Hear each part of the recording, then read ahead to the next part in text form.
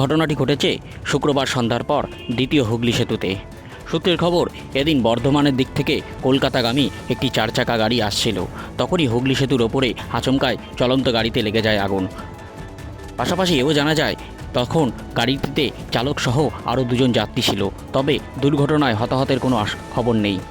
খবর পেয়ে ঘটনাস্থলে যায় স্থানীয় পুলিশ প্রশাসন ও দমকলের দীর্ঘক্ষণের প্রচেষ্টায় নিয়ন্ত্রণে আসে আগুন। তবে গাড়িটি